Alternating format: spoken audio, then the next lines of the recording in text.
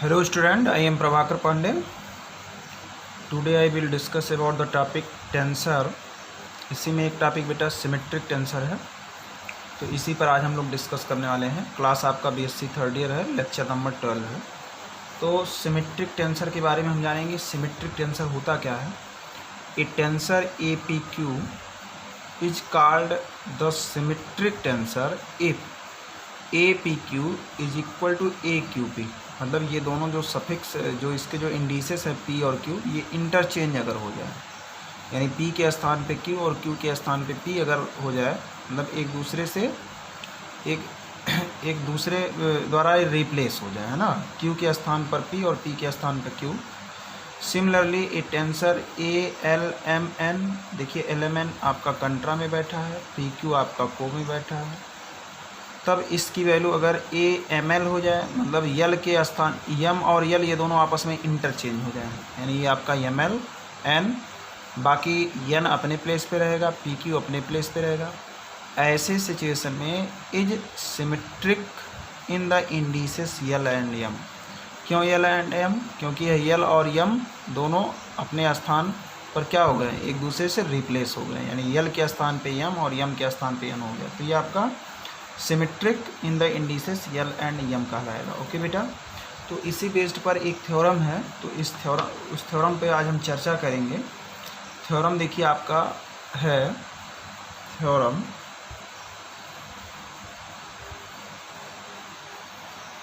Theorem है if A tensor is symmetric, if A tensor is symmetric, symmetric with respect to indices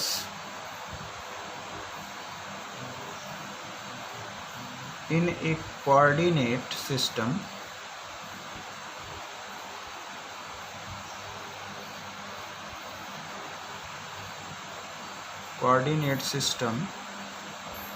x1 x2 x3 and dot dot xn, है ना बेटा। It remains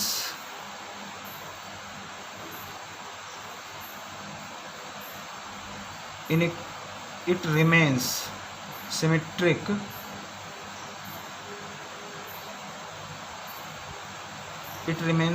with respect to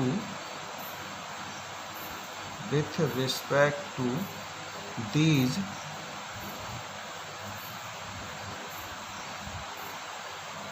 two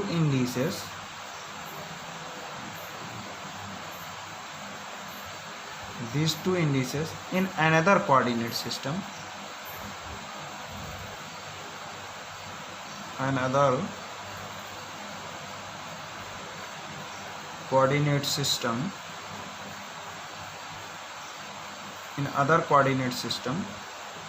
x bar 1 x bar 2 x bar 3 and so on x bar n। ये आपको prove करना है ना बेटा। देखिए इसी को दूसरे लैंग्वेज में ये पूछ सकते हैं। Are symmetric property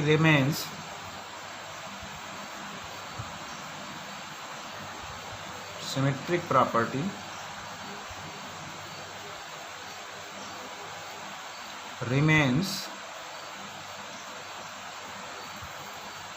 unchanged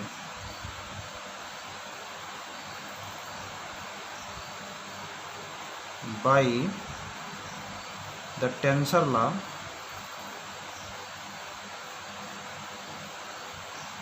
of transformation।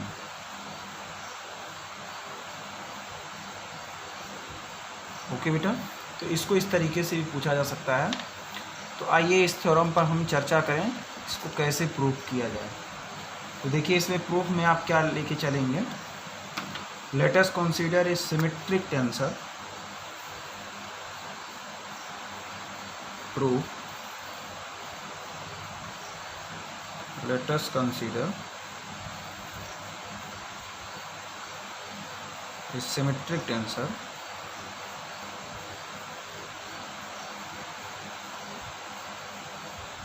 let us consider a symmetric tensor APQ. That is, मतलब हमको एक symmetric tensor A P Q लेके चल रहे हैं, तो इसका मतलब अगर ये सिमेट्रिक होगा तो क्या होना चाहिए बेटा, अगर ये सिमेट्रिक है तो ए पी क्यू की वैल्यू किसके इक्वल होनी चाहिए, ए क्यू पी के इक्वल होनी चाहिए। That is equation number first, ये हम लेके चलेंगे। तब देखिए आपको क्या प्रूव करना है, तब आपको दूसरे सिस्टम में another coordinate system x bar 1 x bar 2 x bar 3 and so on x bar n में भी आपको सिमेट्रिक दिखा देना है। Then prove that, then we are to prove that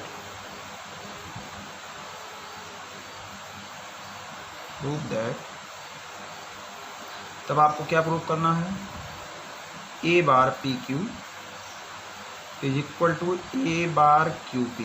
तब आपको ये प्रूव कर देना, A bar P Q is equal to A bar, मतलब ये लेके चलेंगे तब आपको ये प्रूव करना है। आइए देखिए प्रूव कैसे किया जाए।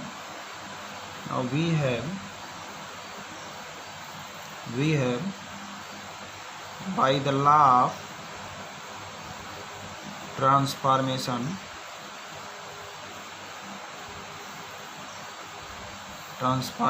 of the tensor,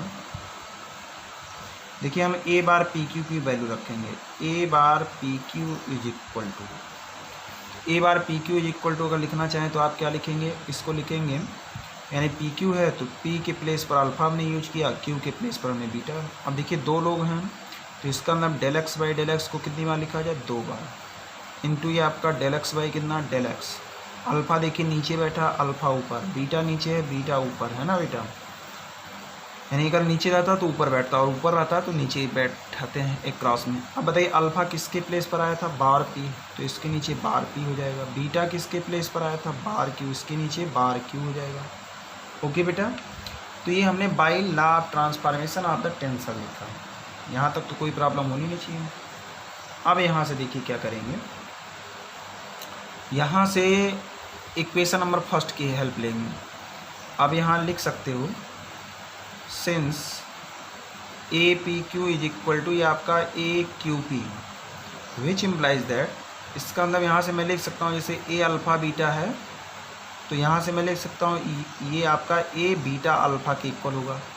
क्यों, क्योंकि इस सिस्टम में आपका यानी फर्स्ट वाले सिस्टम में यानी जो भी इस तरीके का स्ट्रक्चर है ए पी क्यू, तो ये पी क्यू यानी पी और क्यू आपस में इंटरचेंज हो रहा है, यानी ये आपका सिमेट्रिक है, तो इसका मतलब ये आपका वही सिस्टम फर्स्ट सिस्टम है, इसका मतलब ए अल्फ़ा बीटा तो ये आपका बीटा अल्फ़ा हो जाएगा यानी इस रूल से। तो हम इसके प्लेस पर क्या रख देंगे बेटा, ये आपका बीटा, ये आपका अल्फ़ा है ना। बाकी आपका कितना है डेल एक्स, इसको पहले लिखिए इसको बाद में इंटरचेंज कर दीजिए, यानी बीटा डिवाइडिंग बाई कितना डेल एक्स बार क्यू और इनटू ये आपका del x alpha dividing by del x bar p. अब तनिक विचार करिए, क्या हम इसके प्लेस पर ए बार क्यू पी नहीं लिख सकते, ज़रा सोच के देखिए। लिखेंगे सिंस वी है A bar Q P is equal to A bar Q P is equal to ये आपका ए क्यू के प्लेस पर आपने क्या यूज किया, बीटा ना, तो ये आपका बीटा, पी के प्लेस पर आपने अल्फ़ा, ये आपका डेल एक्स बाई कितना डेल एक्स, ये आपका डेल एक्स बाई कितना डेल एक्स, बीटा देखिए आपका ऊपर, अल्फ़ा आपका ऊपर, बीटा किसके प्लेस पर आया था बार क्यू और ये आपका बार पी। देखिए वही चीज़ है कि नहीं है, तो इसके प्लेस पर इतना लिखा जा सकता है ना by the law of transformation. तो ये आपने क्या प्रूव कर दिया, ए बार पी क्यू की वैल्यू आपने क्या प्रूव कर दिया, ए बार क्यू पी की इक्वल, बस प्रूफ हो गया। यहाँ क्या लिख देंगे, हैंस प्रूफ। ओके बेटा, तो ये आपका कंप्लीट हुआ। चलिए फिर आगे बढ़ते हैं, एक थ्योरम पर और डिस्कस करने वाले हैं हम। चलिए थ्योरम लिखते हैं। नेक्स्ट थ्योरम है सिमेट्रिक पर ही है। थ्योरम आपका A symmetric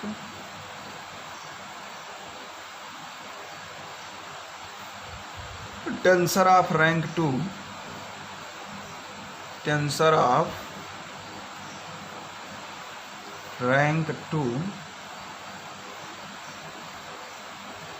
as at most 1/2 n into n plus 1 important theorem है बेटा। डिफरेंट कंपोनेंट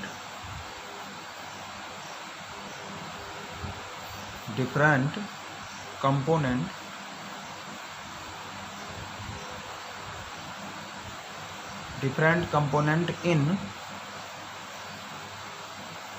Vn, ये आपको प्रूव करना है। मतलब आपको ये प्रूव करना है कि इस सिमेट्रिक टेंसर आप रैंक 2, मतलब एक कोई सिमेट्रिक टेंसर है जिसका रैंक 2 है, at most 1/2 n into n plus 1 different component in Vn, ये आपको प्रूव करना है। आइए चलिए इसका प्रूफ मैं आपको बताता हूँ।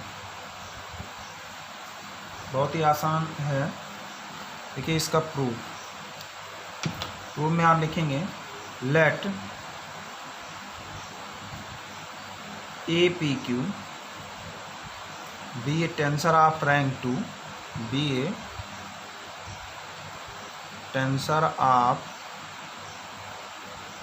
rank 2। ओके बेटा, हमने माना APQ कोई एक टेंसर है जिसका रैंक 2 है, of rank 2 numbers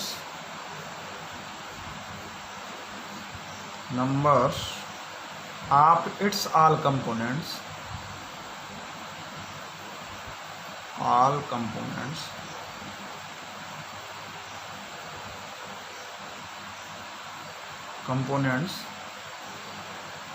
in Vn is n square. देखिए मतलब इन Vn में n स्क्वायर कंपोनेंट आपके होंगे। Then all component of APQ are, अब मैं आपको बताता हूँ कैसे। Then all component of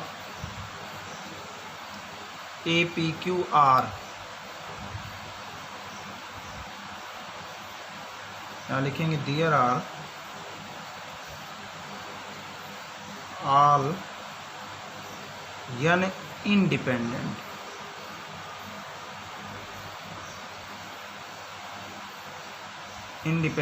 component.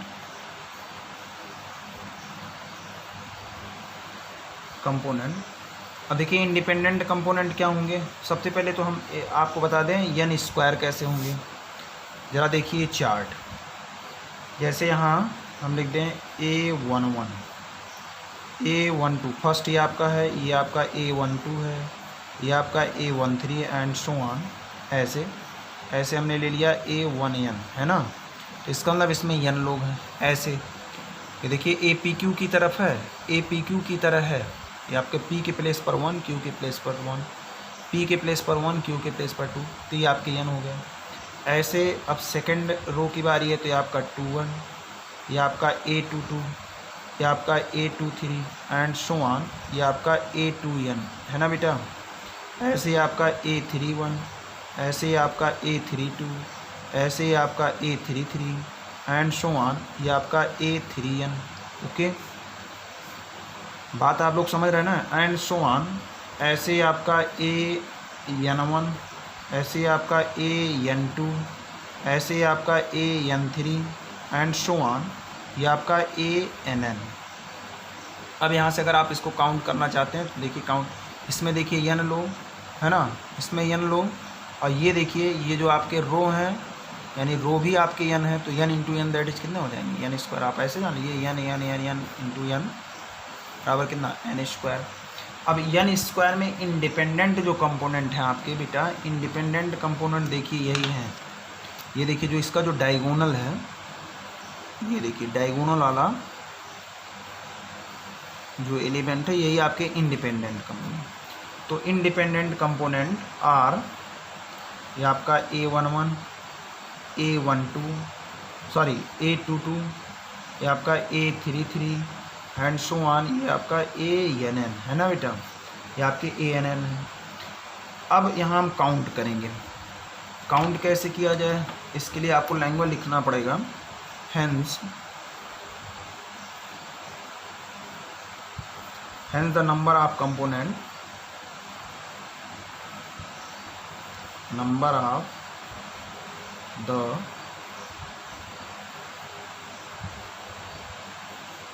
The number of component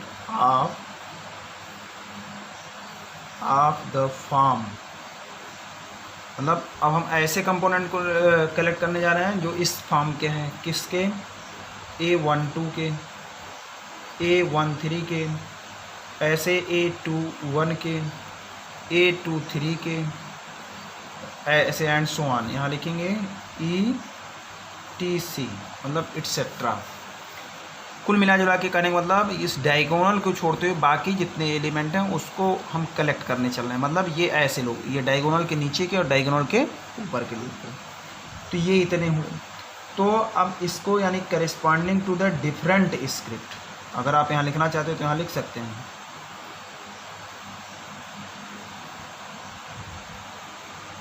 corresponding to the different script, जो विभिन्न जिनके जो इंडिसेस हैं वो क्या है, डिफरेंस है ना, डिफर हैं, आर। देखिए कितने हैं, सबसे पहले बताइए टोटल कितने थे, टोटल आपके n स्क्वायर थे। अब n स्क्वायर में से डायगोनल को अगर हटा दिया जाए तो ये ऊपर और नीचे वाले जो एलिमेंट है इन्हीं का तो कलेक्शन है। इसका मतलब n स्क्वायर में से डायगोनल वाले एलिमेंट को हटा दिया जाए तो n स्क्वायर माइनस कितना, n, क्योंकि टोटल आपके पास n स्क्वायर थे इसमें।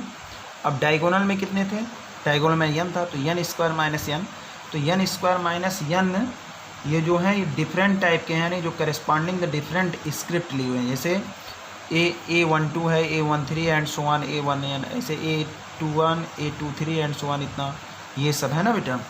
अच्छा अब इसमें देखिए, अब यहाँ लिखेंगे बट द कंपोनेंट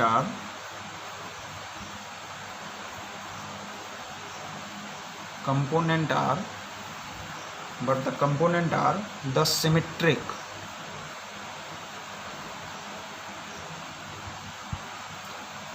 देखिए ऐसे ये जो कंपोनेंट है ये आपके सिमेट्रिक है। देखिए कैसे, चूँकि आपको पहले ही कहा है APQR सिमेट्रिक है ना, तो APQ अगर सिमेट्रिक है तो इसका मतलब यहाँ से आप लिख सकते हो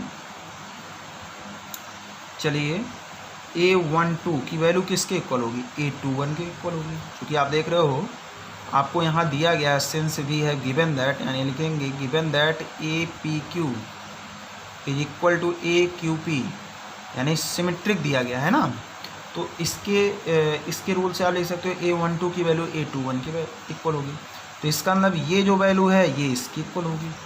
ऐसे A13 जो होगा बेटा ये आपका A31 के इक्वल होगा, है ना।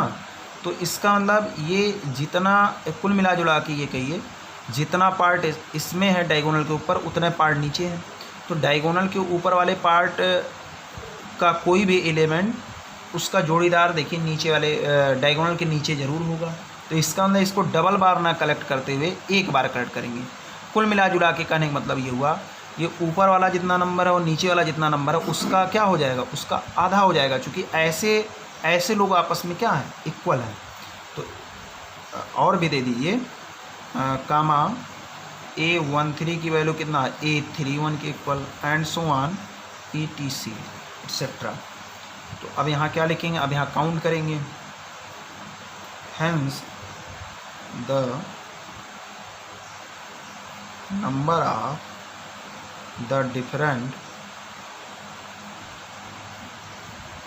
Of different independent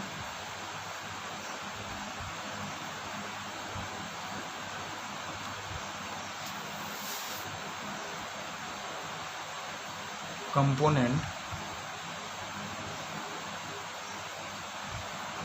of this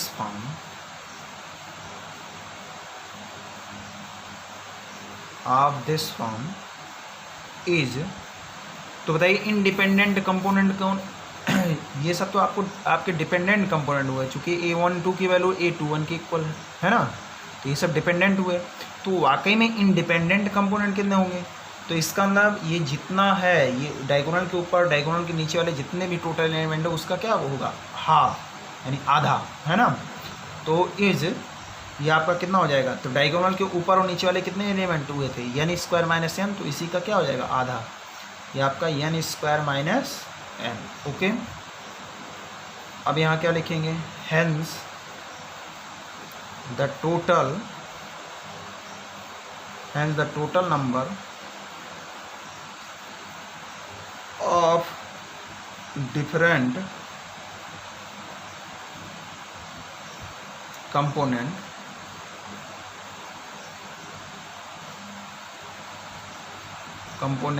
are half, ये आपका n स्क्वायर माइनस n, ये तो आपका क्या हुआ, ये इतना हुआ।